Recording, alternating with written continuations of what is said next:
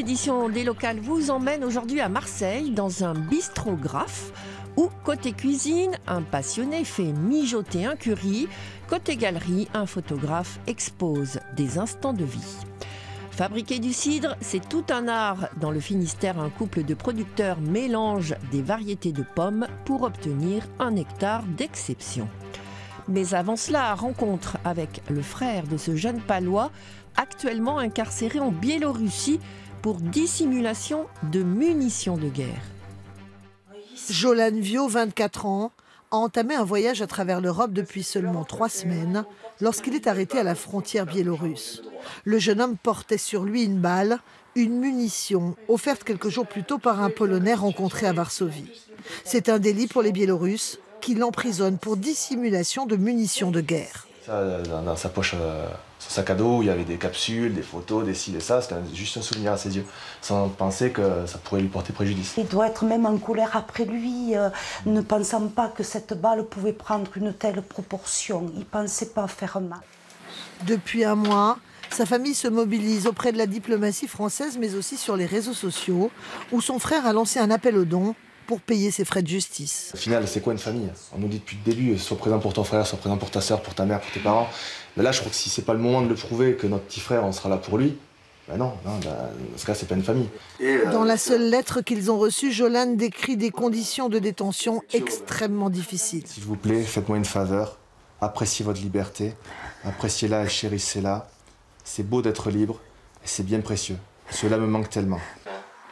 Jolan Vio devrait être jugé dans 3 semaines. Le jeune homme qui n'a jamais eu de problème avec la justice encourt en Biélorussie 3 à 7 ans de prison ferme. Pour honorer l'héroïsme du petit village d'Anliac en Dordogne, une petite fille de résistant partage sa médaille des justes avec les habitants. Jamais ils n'ont dénoncé les enfants juifs cachés par ses grands-parents pendant la guerre. Une simple plaque célébrant l'héroïsme de tout un village. À Anliac, pendant la Seconde Guerre mondiale, de jeunes juifs ont été dissimulés aux Allemands. Les habitants se sont toujours tus. Bien sûr qu'on savait, mais le silence complet. Je savais qu'il y avait la bagarre qui m'allait, les Allemands qui passaient, on entendait les coups de fusil, la mitraille. Mais le problème de la baronne et des juifs qui étaient cachés, pas du tout. Les barons en question, ce sont Jeanne et Gaston de Créty. Dans leur château, ce couple de résistants a accueilli 2 enfants juifs au péril de leur vie. Michel, c'est-à-dire le garçon, maman. Si elle ne les a pas connus directement, Isabelle Cochin de Créty, la petite fille des notables, a vécu cette époque grâce aux anecdotes familiales. Ils partaient à vélo et une fois, juste au tournant d'Exideuil, ils ont été arrêtés par des Allemands. Cette fois-ci, la mère d'Isabelle échappe aux nazis, même si elle n'avait pas les papiers de Michel, le garçon juif qui était avec elle. Si les de Créty ont subi plusieurs contrôles par les Allemands, ils n'ont jamais été dénoncés. Isabelle Cochin a donc décidé de rendre hommage aux habitants d'Anliac en partageant la médaille des justes avec eux. C'était plus que normal que notre tout petit village soit honoré par ce qu'il avait fait pendant la guerre. S'il reste très peu de témoins de cette époque, Anliac est enfin lui aussi reconnu pour sa bravoure, comme une 50aine de villages en France. Fabriquer un bon cidre, c'est tout un art. Un jeune couple de producteurs à Telgruc-sur-Mer, dans le Finistère, presse plusieurs variétés de pommes pour obtenir un cidre d'exception, récompensé par une médaille d'argent. La récolte des pommes est bien lancée. Pourtant, cette année, la météo n'a pas été clémente. Des gels au printemps et un été sans trop de soleil. Pas de quoi décourager pour autant ce jeune couple de producteurs installé depuis 2 ans à la cidrerie Rose à Verne. Comme pour un bon vin, il faut assembler différentes variétés de pommes pour en faire un cidre d'exception. Nous, on essaye d'équilibrer en mettant un petit peu de variété amère, un petit peu de variété douce amère qui combine le sucre et l'amertume, des variétés douces et puis un peu de variété acidulée aussi qui ramène de l'acidité. Une fois trié, broyé et pressé, le jus de pomme brute s'en va directement dans des cuves. Toute la complexité d'un bon cidre réside dans l'affinage. Cela demande une vérification quasi quotidienne. J'ai mesuré le taux de sucre qu'on trouve dans le jus qu'on a pressé hier. Donc on est à 1057, c'est pas extraordinaire, mais bon, c'est déjà ça. Au-dessus de 1060, pour nous, c'est l'idéal, parce qu'on a assez de taux de sucre pour pouvoir travailler, pour faire une fermentation assez lente, et on a une marge de manœuvre, c'est-à-dire jusqu'au printemps pour que ça fermente tranquillement. Il faudra attendre février prochain avant la mise en bouteille.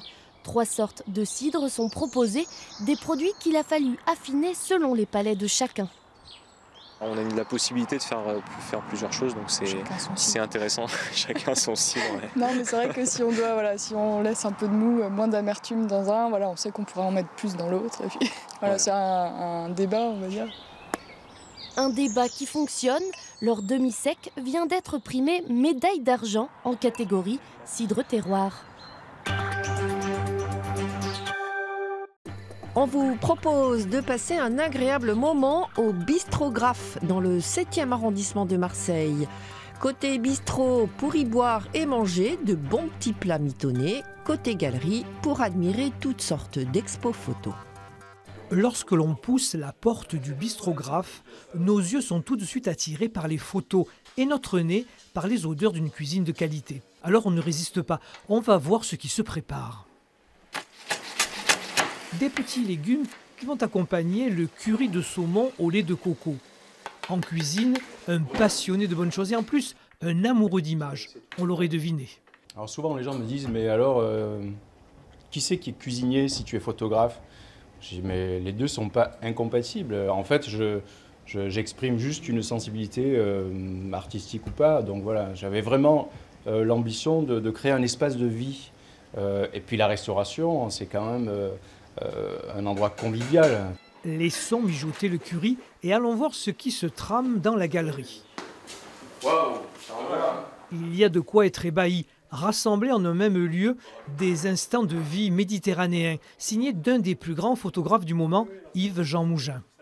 Mes racines se trouvent en Afrique du Nord, je suis né à Casablanca, donc ce sont des endroits qui me sont familiers. C'est un peu ça que je raconte. Alors j'ai un peu étoffé en allant en Sicile, à Naples, mais bon, là, c'est tout le pourtour méditerranéen. Avec lequel j'ai des affinités, sûrement. Je me sens méditerranéen. Méditerranéen, une exposition à découvrir jusqu'au 15 décembre au Bistrographe dans le cadre du Festival de la photographie contemporaine de Marseille.